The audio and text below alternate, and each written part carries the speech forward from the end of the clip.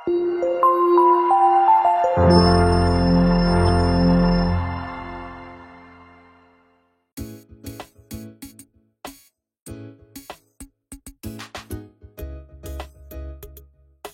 pertama tentu Undang-Undang Nomor 13 tahun 2003 tentang ketenagakerjaan. Ini masternya lah, gitu kan ya. Di mana ini yang tertinggi di bawah Undang-Undang Dasar kan gitu ya. Dan ini belum berubah sampai saat ini. Ini tetap jadi acuan. Walaupun kalau kita belah lagi Undang-Undang 13 tahun 2003 ini tidak ada secara spesifik mengatur tentang bagaimana pengupahan di masa corona gitu. Untungnya kita ada peraturan undang-undangan yang lain yang bisa kita pakai juga ya sebagai acuan. Yang pertama adalah PP nomor 78 tahun 2015 tentang pengupahan. Peraturan perundangan baru yang dikeluarkan oleh pemerintah di masa krisis ini adalah baru berupa surat edaran Menaker.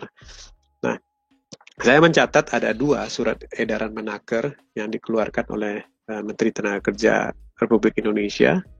Yang pertama adalah SE Menaker nomor M3HK 042 2020.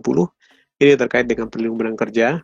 Dan kemudian pemerintah melanjutkan lagi dengan menerbitkan SE Menaker baru nomor M6 HI 0001 5 2020. Ini baru bulan Mei diterbitkan.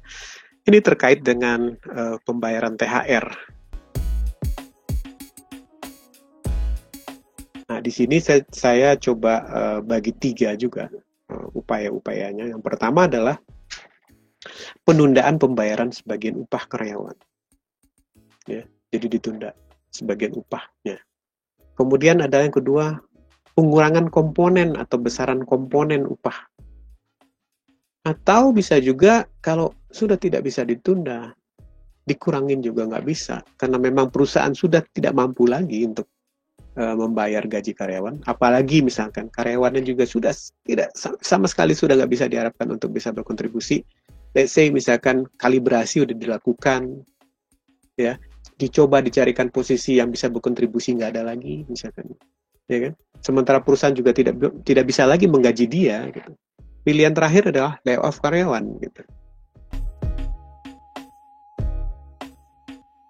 Kita bisa membayar upah secara termin.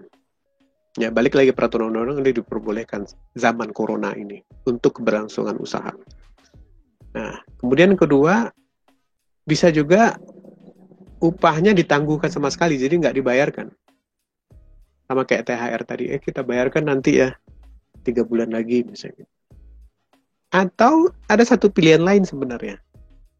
Upahnya kita bayarkan sebagian secara natura.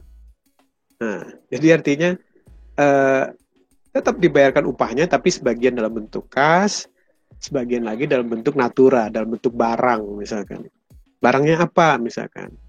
Ya, kalau misalkan perusahaan kebetulan punya persediaan inventory yang itu nggak bisa dijual lagi gitu kan, tapi masih bisa dipakai ya dan bernilai, itu bisa berdasarkan kesepakatan bagaimana kalau saya bayar gaji kamu secara natural gitu. Pertama adalah kita bisa mengurangi besaran dari tunjangan tertentu pada pengupahan, ya, seperti misalkan tunjangan transport, tunjangan makan, tunjangan jabatan, itu bisa aja kita kurangi. Tapi balik lagi, kalau bisa sepakat dulu dengan karyawannya, gitu. Kita bisa juga bukan mengurangi, menghapus tunjangan tertentu dari komponen pengupahan. Jadi udah nggak ada lagi selama masa corona ini. Misalnya itu tunjangan ini kita hapus selama masa corona. Gitu. Tunjangan transport kita hapus, nggak dikurangi tapi dihapus bisa. Dan sampai yang paling signifikan misalkan pengurangan besaran gaji pokok, ya pengurangan besaran gaji pokok selama masa corona. Yang terakhir ini yang paling dihindari sebenarnya adalah pilihan layoff karyawan. Jadi untuk layoff karyawan itu intinya adalah karyawan tidak lagi bekerja gitu kan.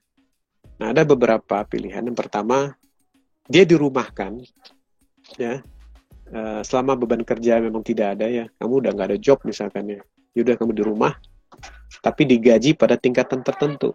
Jadi masih digaji. Ya, misalkan digaji 30% atau berapa, paling tidak dia cukup untuk biaya hidup dia, ya walaupun dia di rumah. Atau bisa juga ini yang lebih berat lagi, yaitu kita minta untuk unpaid leave. Kalau unpaid leave berarti ya cuti di luar tanggungan. Nah ini memang perlu kan ada dialog dengan karyawan, karena unpaid leave ini permintaannya harus dari karyawan gitu. Dan karyawan tidak dibayar sama sekali, tapi tetap dia masih memiliki status sebagai status karyawanannya tetap terjaga. Artinya ketika unpaid leave-nya selesai, dia bisa kembali ke perusahaan dan bekerja seperti biasa gitu. Unpaid leave. Atau yang terakhir, ini yang paling dihindari sebenarnya, dan pemerintah juga meminta untuk karyawan tidak melakukannya, adalah pemutusan hubungan kerja atau PHK gitu.